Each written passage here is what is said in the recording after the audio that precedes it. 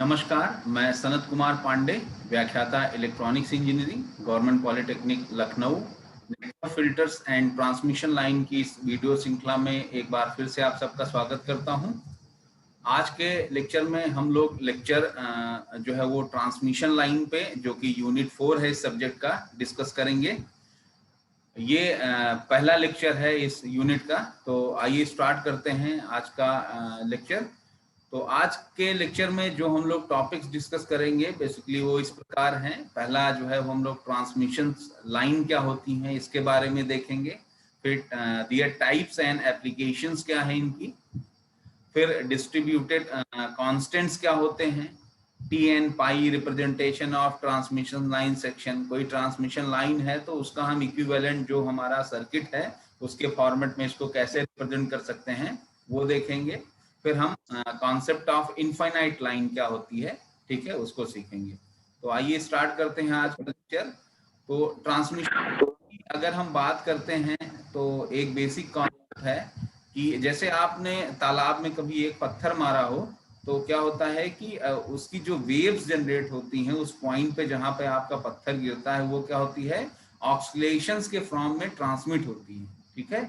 तो बेसिकली वो जो ऑक्सीलेशंस ट्रांसमिट हो रहे होते हैं वो जो आपके पत्थर का वेग था, ठीक है, जो जिस वेग से पत्थर और जो उस पत्थर का मास था, जब वो स्टैटिक वाटर बॉडी थी उससे टकराता है तो क्या होता है कि जो आपके पत्थर का एनर्जी था वो किसमें ट्रांसफर हुआ, किसमें, ऑक्सीलेशंस में।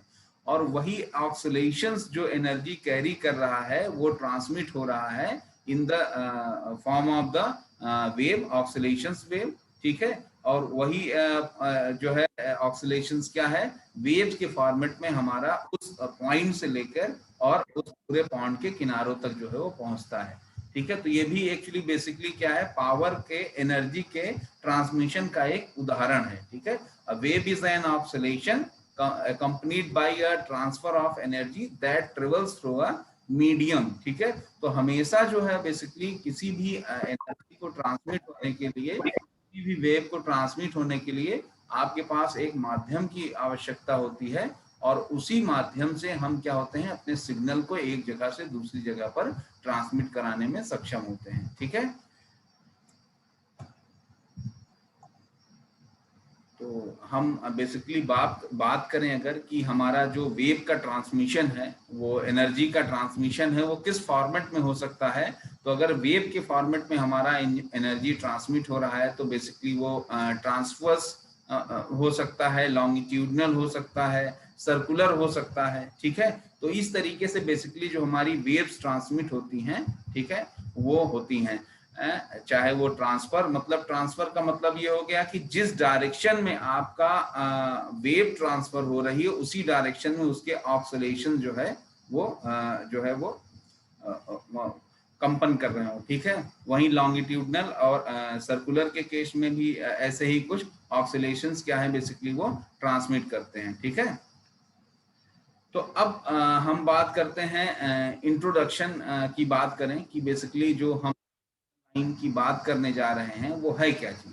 तो the electrical lines which are used to transmit the electrical wave along them are called the transmission line. Because we are a electronics engineer, तो इलेक्ट्रॉनिक इंजीनियर के रेफरेंस में हम बात करें तो हमारे सिग्नल के जो ट्रांसमिशन के तरीके हैं उसमें आपका वायरलेस माध्यम हो सकता है, ठीक है, वायर्ड माध्यम हो सकता है। और वायर्ड माध्यम की जब हम बात करें तो उसी में ट्रांसमिशन लाइन का एक एग्जांपल है, एक इलेक्ट्रिकल लाइन की बात करें तो इलेक्ट्रिकल सिस्टम में जो हमारा इलेक्ट्रिकल एनर्जी ट्रांसमिट हो रही है उसी को बेसिकली जिस माध्यम के द्वारा ट्रांसमिट हो रही है उसी को हम ट्रांसमिशन लाइन के नाम से जानते हैं, ठीक है। The transmission line theory is the theory of the propagation of the electric waves which are transmitted along the transmission line, ठीक है।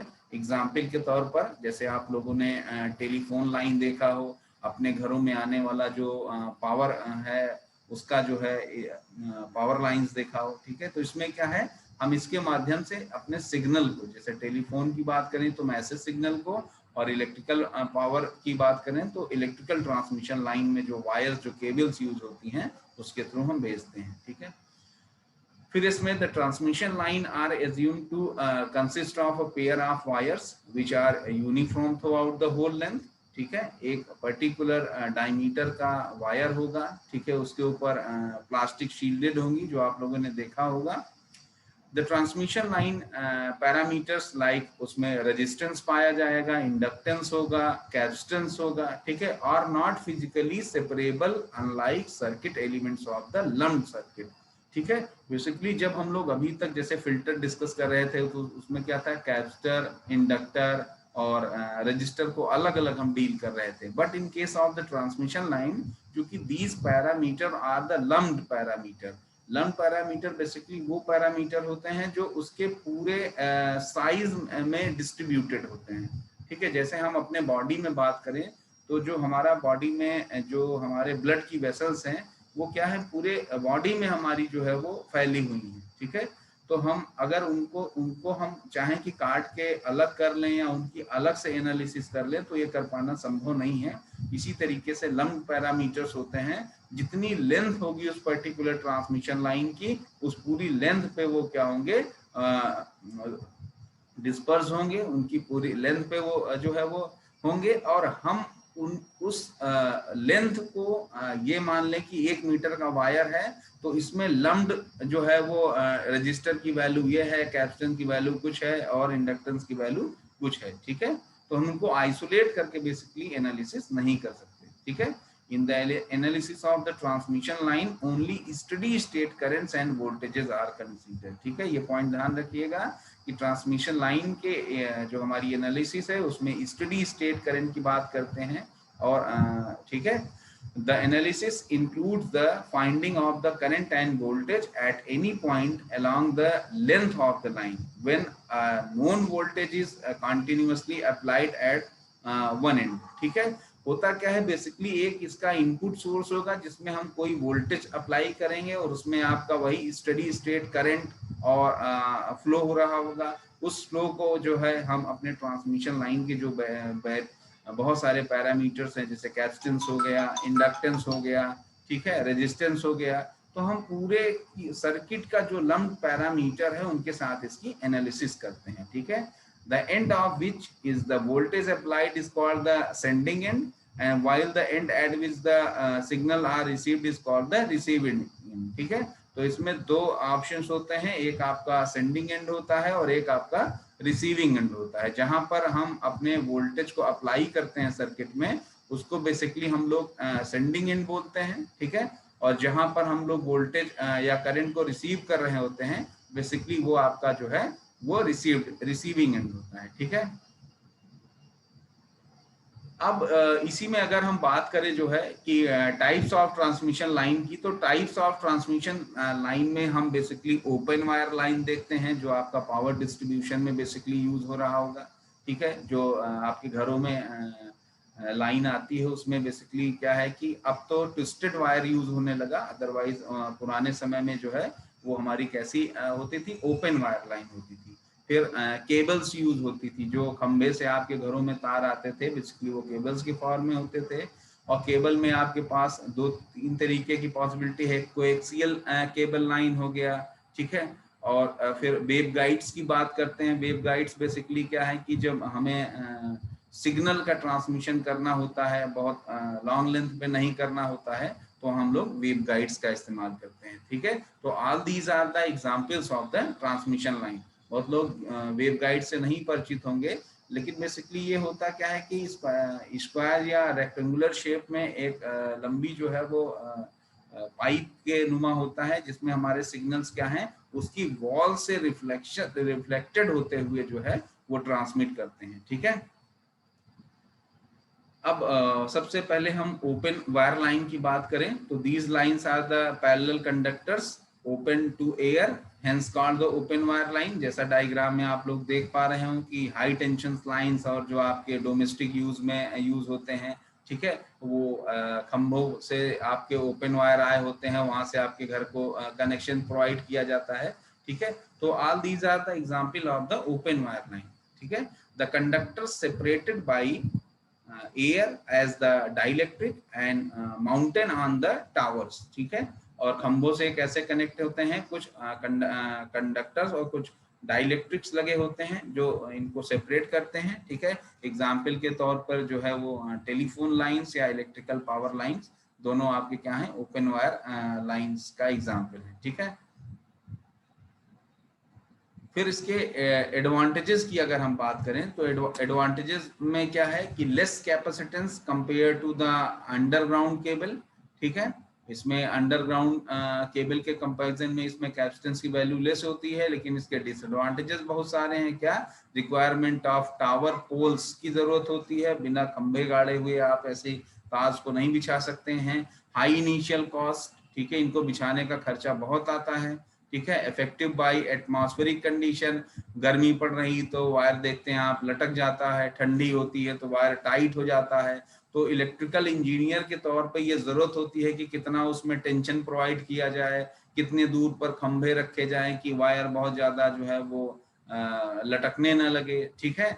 तो बहुत सारी इस तरीके दिक्कतें हैं, मतलब एटमॉस्फेरिक कंडीशंस इसको ज्यादा से ज्यादा इफेक्ट करती है, ठीक है। शॉर्टिंग बाय फ्लाइंग ऑब्जेक्ट, ठीक है। अगर जनरली क्या होता है कि अगर कहीं जो है ऐसे लोहे के दो तार आपस में इससे टच हो गए तो इसमें शॉर्टिंग होती है, ठीक है। जो लोग कभी कभी पतंग में लोहे का अगर जो है वो मांझा यूज कर रहे हैं और डोर यूज कर रहे हो तो वहां भी शॉर्टिंग की जो है संभावना रहती है, ठीक है। या इससे कोई ऐसा जो है वो लोहे का वायर टच हो गया, चूंकि ओपन होते हैं तो इसमें शॉर्टिंग की बहुत सारी संभावनाएं और वहां पर पावर लॉस की बहुत सारी संभावनाएं रहती हैं, ठीक है। फिर केबल्स की बात करते हैं। केबल्स क्या होते हैं, these are the shielded wires, ठीक है। These are the underground lines. जैसे टेलीफोन केबल्स की बात करें, consist of 100 of the conductors which are individually insulated with papers, ठीक है। इसमें क्या है कि आप डायग्राम में देखिए बहुत सारे पतले पतले जो है वो नंबर ऑफ वायर्स लगे हुए हैं, और इन वायर्स के थ्रू जो है हम कि होप टू होप, मतलब एक पर्टिकुलर यूजर से एक पर्टिकुलर जो है वो ट्रांसमीटर को जोड़ सकते हैं, ठीक है, with the help of the cables, ठीक है। फिर इसी में आगे बात करें तो आपने देखा हो कि जनरली अंडरग्राउंड जब हम लोग केबलिंग करते हैं तो इसी तरीके कुछ वायर्स को यूज करते हैं, ठीक है। Electrical transmission cable consist of 2 or 3 large conductor which insulated with oil impregnated papers or other solid dielectric materials, ठीक है। और बेसिकली होता क्या है कि इनमें बहुत सारी सुरक्षात्मक कवच प्रोवाइड किए जाते हैं, जिसमें एग्जाम्पल में देखिए कि इसके सबसे अंदर वाला पोर्शन जो होगा वो इलेक्ट्रिक कंडक्टर्स होंगे। फिर उसके ऊपर क्या है, आउटर जो है वो कवरिंग शील्डिंग प्रोवाइड की जाएगी, वो प्लास्टिक की हो सकती है, डाइलेक्ट्रिक मटेरियल्स की हो सकती है। आपस में ये एक दूसरे से आइसोलेट भी किए जाएंगे ताकि जो है ये फिक्स हो अंदर, जो है इनका जो है मूवमेंट ना होने पाए। तो ऐसे डाइलेक्ट्रिक मटेरियल हम यूज करेंगे जहां इलेक्ट्रिक फील्ड जो है बहुत ज्यादा इफेक्ट ना कर रही हो, ठीक है। तो चूंकि बगल बगल दूसरे, मान लीजिए ये एक्स हो गया और ये वाई हो गया, तो एक्स वाई में क्या है, अलग अलग तरीके के वोल्टेज अगर सिग्नल्स ट्रांसमिट हो रहे हैं एक्स वाई जेड में, तो एक दूसरे को क्या हो गया, इफेक्ट ना करें, इस बात का भी हमें ध्यान रखना होता है। इसलिए हम लोग इनको ऐसे आइसोलेशन प्रोवाइड करते हैं, ठीक है। फिर इनके एडवांटेजेस क्या हैं, reduced range of electromagnetic field, EMF emission जो है इसमें कम होगा इनटू द सराउंडिंग एरिया।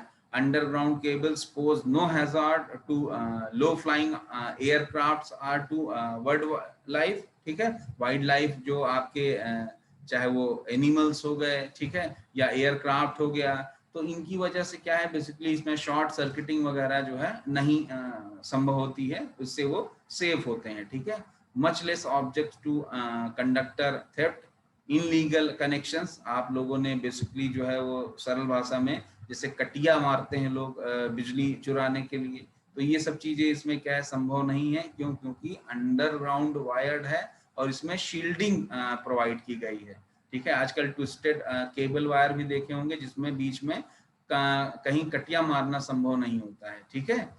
तो इस दृष्टि से भी ये क्या है, इसमें पावर लॉस कम होगा, ठीक है। डिसएडवांटेजेस क्या है, इसके अंडरग्राउंडिंग इज मोर एक्सपेंसिव, अगर इसको अंडरग्राउंड हम बिछाते हैं तो उसकी जो डिगिंग होती है उसमें बहुत सारा कॉस्ट आता है। whereas finding and repairing overhead wire breaks can be accomplished in hours. Underground repairs can take days or weeks. जब भी आपका अंडरग्राउंड वायर कहीं से ब्रेक कर जाएगा या शॉर्टिंग हो जाएगी या लीकेज हो रहा होगा, तो उस कंडीशन में हमको पहले तो सही जगह फाइंड करनी होगी कि लीकेज कहाँ पे हो रहा है। फिर उस लीकेज पॉइंट पे बेसिकली हम लोग ऑपरेशनल करेंगे, फिर वहां से क्या करेंगे, उसको रिमूव करेंगे जो हमारी प्रॉब्लम्स है। ठीक है,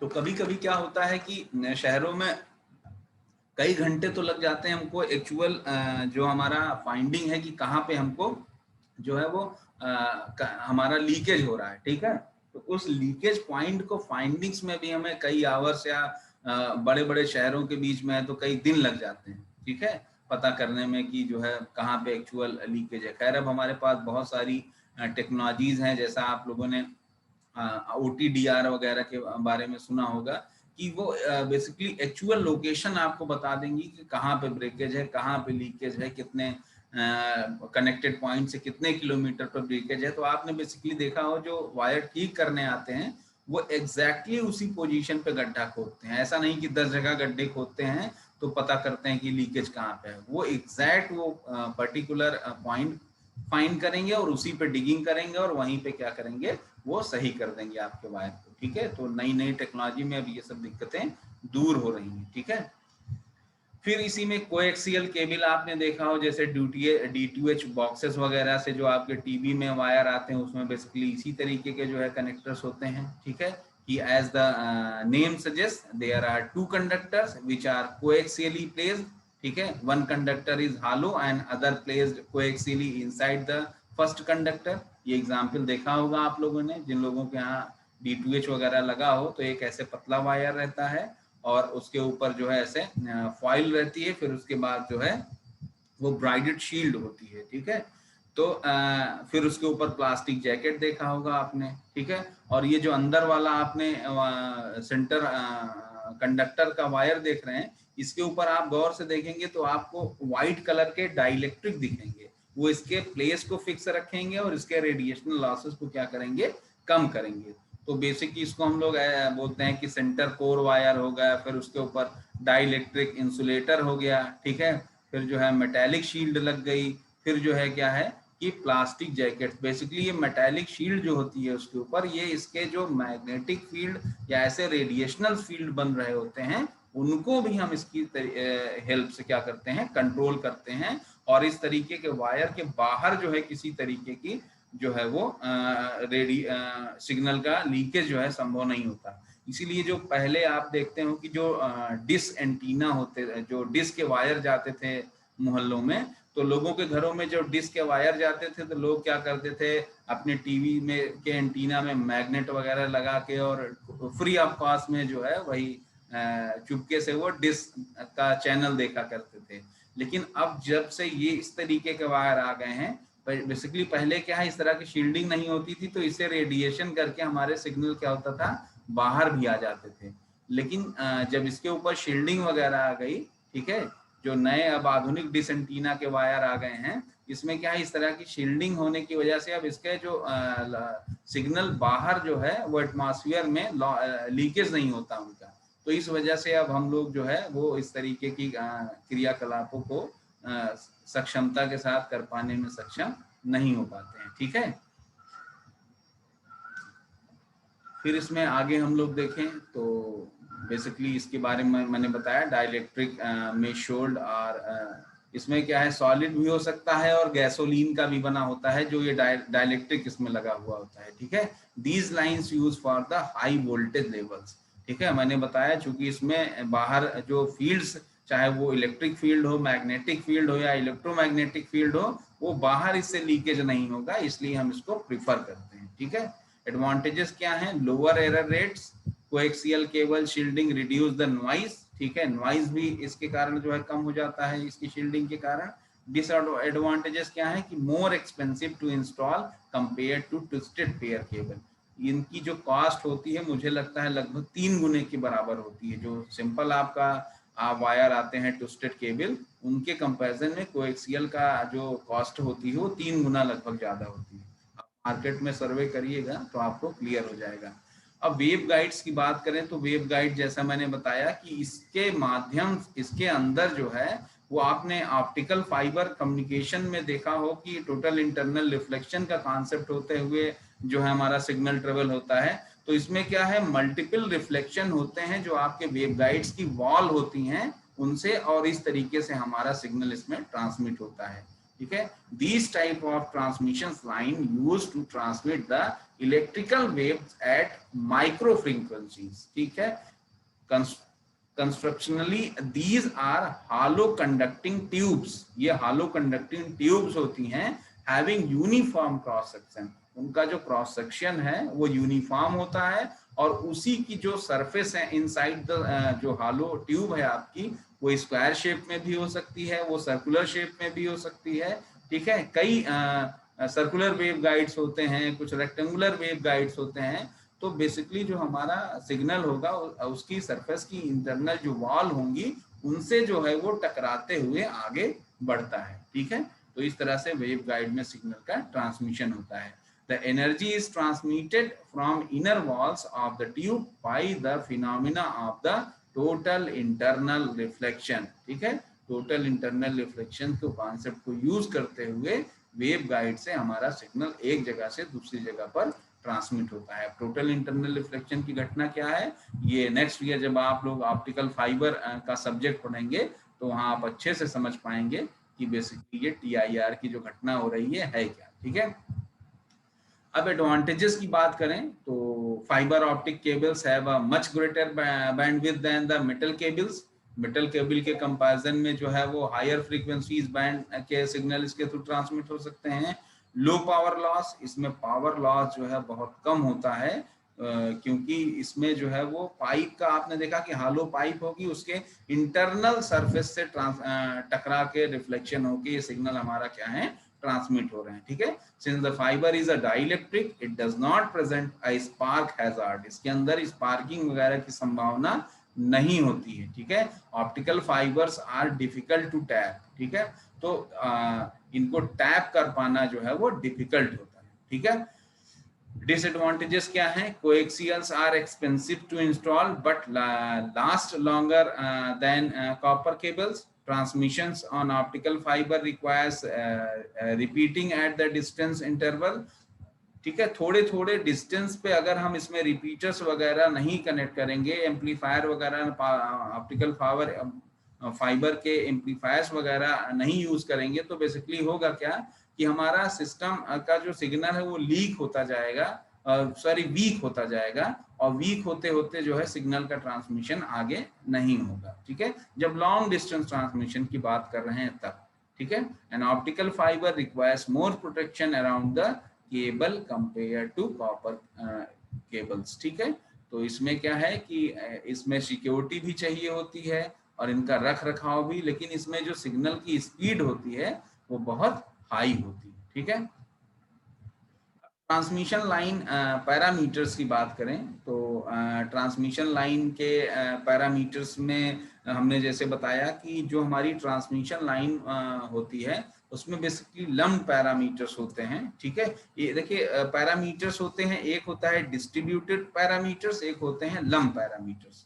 ठीक है, तो जो पैरामीटर्स किसी एक पर्टिकुलर पॉइंट पे, ठीक है, किसी एक पर्टिकुलर पॉइंट पे जो है वो अपनी वैल्यू को शो करें, उनको हम बोलते हैं क्या, लम्प्ड पैरामीटर।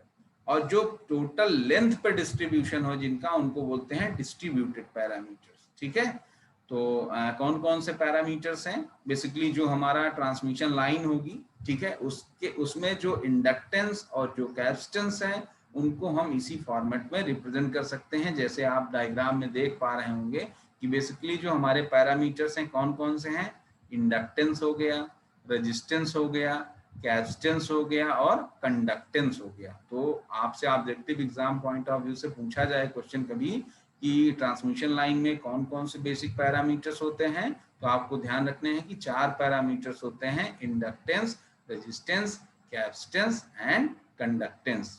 ठीक है, इसी में हम इंडक्टेंस को L से रिप्रेजेंट करते हैं, रेजिस्टेंस को R से रिप्रेजेंट करते हैं और कैपेसिटेंस को C से रिप्रेजेंट करते हैं और कंडक्टेंस को G से रिप्रेजेंट करते हैं। ठीक है, अब इसमें आगे देखते हैं कि इसकी एनालिसिस हम लोग कैसे करते हैं। ठीक है, एनालिसिस के पॉइंट ऑफ व्यू से हम लोग बात करें तो जो इंडक्टेंस होता है कि क्या होता है inductance, if a changing flux is linked with a coil of a conductor, there would be an EMF induced in it.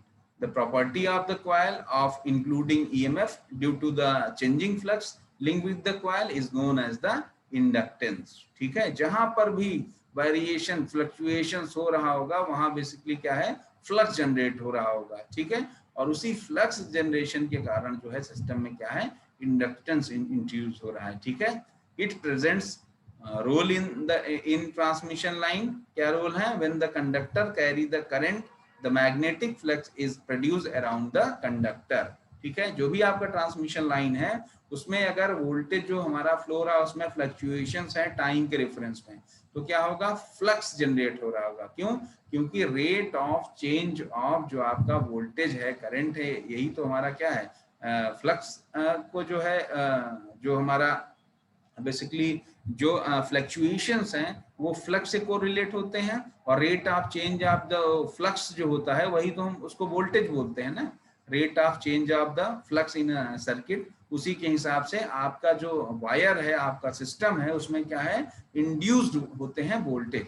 ठीक है, ईएमएफ जिनको बोलते हैं ना, तो जिसका कारण क्या है, वेरिएशन ऑफ द सिग्नल। ठीक है, it depends on the magnitude of the current flowing through the conductor. जितने मैग्नीट्यूड का करंट इसमें से फ्लो रहा होगा वो उसके बराबर होगा जो इंड्यूस्ड ईएमएफ है। ठीक है, इलेक्ट्रोमैग्नेटिक फोर्स जो है वो लिंक है किसके, इसके करंट के वैल्यू से जो उससे फ्लो हो रही है। ठीक है, the flux linkage per ampere of current gives rise to the effect called inductance of the transmission line. ठीक है, मैंने जैसा बताया आपको कि जो फ्लक्स का लिंकेज है करंट से, ठीक है, अब इसमें क्या है, the gives rise to the effect called inductance of the capacitance. ठीक है, जो प्रोपोर्शनैलिटी कांस्टेंट फ्लक्स के rate of change of flux और करंट में या वोल्टेज में बनेगा उसी को हम जो है बेसिकली इंडक्टेंस से रिप्रेजेंट कर रहे हैं। It is also distributed all along the length of the transmission line. It is denoted as L and measured in Henry per unit length of the transmission line. तो L को हम लोग किससे, इसकी यूनिट क्या है, हेनरी है। तो आप लोग को ध्यान रखना है objective examination point of view से। And inductance flux is equal to flux linkage upon current, जिसको हम लोग n फाई अपॉन आई से रिप्रेजेंट करते हैं। n यहाँ क्या है, नंबर ऑफ जो आपका कॉइल्स में नंबर ऑफ जो टर्न्स हैं उनको n से रिप्रेजेंट करते हैं। फाई है आपका जो फ्लक्स की वैल्यू है और आई क्या है, करंट की वैल्यू है। ठीक है, तो इस तरह से इंडक्टेंस फ्लक्स को हम कैलकुलेट कर सकते हैं इस दिए गए फार्मूले के अकॉर्डिंग। ठीक है, इसमें अनदर जो हमारे पैरामीटर्स हैं उनकी बात करें तो रेजिस्टेंस है। What is resistance? Resistance is the opposition that a substance offer to the flow of the electric current। जब हमारा किसी माध्यम में इलेक्ट्रिक करंट पास कर रहा हो और उस इलेक्ट्रिक करंट को पास करने में जो अपोजिशन सिस्टम के द्वारा ट्रांसमिशन लाइन के द्वारा क्रिएट किए जा रहा हो उसी को हम बोलते हैं क्या, रेजिस्टेंस। ठीक है, it's present role in the transmission line. ठीक है, क्या रोल है, depending upon the cross section area of the conductors the transmission line have the resistance associated with them. ठीक है, तो उसका जो क्रॉस सेक्शन का साइज होगा, कई चीजों पे जो है वो इसके बेसिकली रेजिस्टेंस का आप फार्मूला देखेंगे तो उसमें लेंथ की बात आती है बेसिकली, इसलिए हम बोल रहे हैं कि depending upon the cross section area of the conductor the transmission line have the resistance associated with it. ठीक है, फिर the resistance is uniformly distributed all along the length of the transmission line. Its total value depends on the overall length of the transmission line। इसमें distributive nature है। ठीक है, transmission line में, इसलिए जितनी लेंथ का हम वायर लेंगे उतनी ही ज्यादा हमारे रेजिस्टेंस की वैल्यू बढ़ती जाएगी। Its total value depend on the overall length of the transmission line, ठीक है। Hence its value is given per unit length of the transmission line. It is depends on R and given in ohm. इसकी unit क्या है? ओम है। इससे आप लोग भली भांति परिचित हैं, ठीक है। फिर अब बात करते हैं कैपेसिटेंस की, ठीक है। तो कैपेसिटेंस जैसा क्या है कैपेसिटेंस कि capacitance is the ability of a body to store an electric charge, ठीक है। कितनी कोई बॉडी, कोई एलिमेंट कितना हमारा जो है वो बेसिकली जो है वो चार्ज होल्ड कर पाने की उसमें कैपेसिटी पाई जाती है, उसी को हम बेसिकली डिफाइन करते हैं किससे? कैपेसिटेंस से, ठीक है। आपने देखा होगा आप बेसिकली 2 प्लेट्स होती हैं, उन प्लेट्स के बीच में जो चार्ज होल्डिंग की कैपेसिटी है, ठीक है, उसी को हम बेसिकली क्या करते हैं, उसको कैपेसिटेंस बोलते हैं। और वो क्या, प्लेट के बीच के जो गैप होता है और प्लेट का जो एरिया है बेसिकली उस पे हमारा कैपेसिटेंस डिपेंड करता है, ठीक है। It's present role in transmission line क्या है? The transmission line consist of 2 parallel conductor separated by a dielectric like air, ठीक है। दो, एक प्लस वाला एक माइनस वाला, 2 पैरेलल वायर गए हों तो बीच में क्या हो रहा होता है? एयर है, तो एयर वहां क्या काम कर रहा है? डाइलेक्ट्रिक का।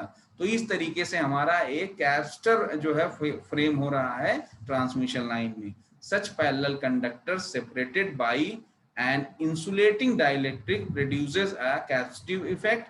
Due to this there exists a capacitance associated with the transmission line which is also distributed along the length of the conductor, ठीक है। तो यहाँ पर हमने सीखा कि ये भी हमारा क्या है? डिस्ट्रीब्यूटेड पैरामीटर है आपका कैपेसिटेंस, और पूरी आपकी जो लेंथ होगी ट्रांसमिशन लाइन की उसके हिसाब से इसकी वैल्यू कम और ज्यादा होती रहेगी। It is denoted as a C and measured in farads per unit length of the transmission line. In the transmission line, air act as a dielectric medium, ठीक है। कैपेसिटेंस को हम C से रिप्रेजेंट करते हैं, ठीक है। और बेसिकली इसकी जो यूनिट है वो फैरेड्स है, फैरेड पर यूनिट लेंथ। इन ट्रांसमिशन लाइन के केस में हम बात कर रहे हैं तो हर चीजों को हम पर यूनिट लेंथ के हिसाब से डिस्कस कर रहे हैं। क्यों? क्योंकि हमने बताया कि इसकी जो हमारी आइडेंटिटीज हैं वो डिस्ट्रीब्यूटेड है पूरे आपके ट्रांसमिशन लाइन के ऊपर, और इसलिए जब हम किसी पर्टिकुलर ट्रांसमिशन लाइन के कैपेसिटेंस, रेजिस्टेंस या इंडक्टेंस की बात करेंगे तो वहां पर यूनिट लेंथ का टर्म आएगा, ठीक है। In the transmission line air act as a dielectric, ठीक है। मैंने बताया 2 पैरेलल वायर गए हो, बीच में जो एयर है वो किसका? डाइलेक्ट्रिक का काम कर रही है। और जैसे कैपेसिटेंस का फॉर्मेट होता है कि 2 प्लेट्स होंगी और बीच में एक डाइलेक्ट्रिक होगा, तो सेम यहाँ भी उसी टाइप का कैपेसिटेंस फ्रेम हो रहा होगा। This dielectric medium constitute the capacitor between the conductors, which is the electric energy or increase the capacitance of the line, ठीक है। The capacitance of the inductor is defined as the present of charge per unit of the potential difference, ठीक है। ये सारी चीजें जो है वो एक तो बीच का कितना डिस्टेंस है उस पे, और कैपेसिटेंस का कंडक्टर का क्या वैल्यू है उस पे, और आपका जो पोटेंशियल डिफरेंस है उन सब चीजों पे भी जो है ये डिपेंड करेंगे, ठीक है। फिर इसी में हम लोग आगे बात करें तो capacitance is negligible in short transmission line. छोटी जो साइज की ट्रांसमिशन लाइन होती है उसमें हम लोग कैपेसिटेंस को नेग्लिजिबल मानते हैं। whereas in long transmission line it is the most important parameter, ठीक है। लॉन्ग साइज की जो ट्रांसमिशन लाइन है उसमें हम लोग इसको निगलेक्ट नहीं कर सकते। जैसे हम लोग छोटी सर्किट जैसे इलेक्ट्रॉनिक कोई इक्विपमेंट डिस्कस कर रहे होते हैं तो उसमें हम लोग इसको निगलेक्ट कर देते हैं, बट जो आपकी power transmission line long length में है, लखनऊ से दिल्ली हो गया, ठीक है, लखनऊ से प्रयागराज है, तो लॉन्ग डिस्टेंस में जब भी होंगी तो उसमें हम लोग इसको जो है वो कह सकते हैं कि इनको निगलेक्ट नहीं किया जा सकता है, ठीक है। और it affects the efficiency, voltage regulation, power factor and stability of the system, ठीक है। तो ये इन चीजों को इफेक्ट करता है। फिर वही कंडक्टेंस की बात करें तो क्या है conductance? Conductance is an expression of the ease with which electric current flows as a substance, ठीक है। वही जो अभी तक हमने अपोजिशन को रेजिस्टेंस से मेजर किया था, और जो ईज है मतलब कितना आसानी से किसी सर्किट में हमारा करंट फ्लो हो रहा है उसके मेजरमेंट को हम बेसिकली कंडक्टेंस से रिप्रेजेंट करते हैं। The dielectric in between the conductors is not perfect, hence a very small amount flows through the dielectric called displacement current. This is nothing but a leakage current, and this gives rise to a leakage conductance associated with the transmission line. ठीक है, तो basically जो resistance था वो आपका क्या था, opposition था इसका, और उसकी जस्ट उल्टी कैरेक्टरिस्टिक कि किसी सर्किट में, किसी ट्रांसमिशन लाइन में करंट कितना आसानी से फ्लो हो सकता है, बेसिकली हम लोग उसको कंडक्टेंस से मेजर करते हैं। ठीक है, and it exists between the conductors and distributed along the length of the transmission line. It is denoted as G and the measured in mho per unit length। ठीक है, तो उसको हम लोग रेजिस्टेंस को जो है हम लोग ओम में मेजर करते थे, और कंडक्टेंस को हम लोग जो है मोह में मेजर करते हैं, और पर यूनिट लेंथ मैंने जैसा बताया all these are the distributed parameters. ठीक है, तो इसलिए हम लोग इसको पर यूनिट लेंथ में मेजर करते हैं। ठीक है, तो आज बेसिकली हम लोगों ने ट्रांसमिशन लाइन से रिलेटेड जो बेसिक कॉन्सेप्ट थे कि ट्रांसमिशन लाइन की टाइप्स कितनी हैं, कितने तरीके की ट्रांसमिशन लाइन होती हैं, क्यों आवश्यकता पड़ती है ट्रांसमिशन लाइन की, इसमें इसकी एनालिसिस में कौन कौन से कंपोनेंट्स होते हैं जिन्हें हमें डील करना होता है ट्रांसमिशन लाइन को एनालिसिस के समय। ठीक है, तो इन सब चीज़ों के बारे में हम लोगों ने सीखा। तो आज के लेक्चर में यहीं तक रखते हैं, नेक्स्ट लेक्चर में कुछ हम लोग और इम्पोर्टेंट कॉन्सेप्ट ट्रांसमिशन लाइन से रिलेटेड डिस्कस करेंगे। Thank you.